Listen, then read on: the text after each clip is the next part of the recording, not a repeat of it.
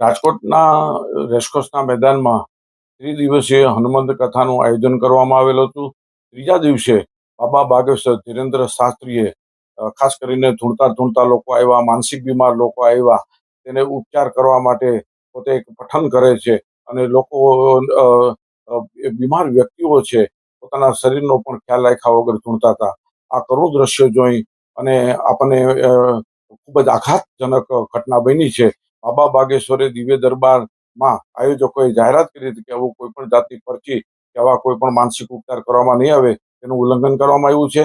જાહેરનામાનું ઉલ્લંઘન કરવામાં આવ્યું છે અને ખાસ કરીને નવા વિધેયક પ્રમાણે કાયદાનો ભંગ પણ કરેલ છે.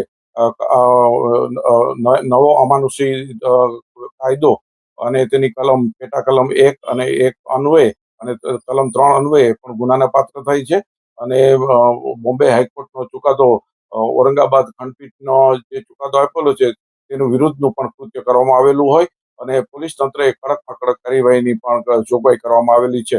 નવા જોગવાઈ પ્રમાણે પોલીસ તંત્ર આવા ચમત્કાર પ્રિય કોઈ પણ અને માનસિક ઈજા કરનારી પ્રવૃત્તિ ઉપર અટકાવી શકે છે અને કાર્યવાહી કરી શકે તેવો પણ નિર્દેશ આપવામાં આવ્યા છે. બાબા બાગેશ્વરે કથાને બદલે લવ જેહાદ, પછી લોકોને ચાદર ચડાવી આવી અવળે માર્ગે વાળવાની પ્રવૃત્તિ કરી છે. લોકોની અંદર દ્વિધા ઉત્પન્ન, અસમંજસ ઊભી કરવાનો એમનો પ્રયાસ કર્યો છે, તેને જાથા વિરોધ કરે છે. આજરોજ પોલીસ તંત્રને અરજી આપી બાબા બાગેશ્વર વિરુદ્ધ અને આયોજકો વિરુદ્ધ ગુનો દાખલ કરવાની પ્રક્રિયા હાથ ધરવામાં આવશે. અરજી અમે આપનાર છીએ.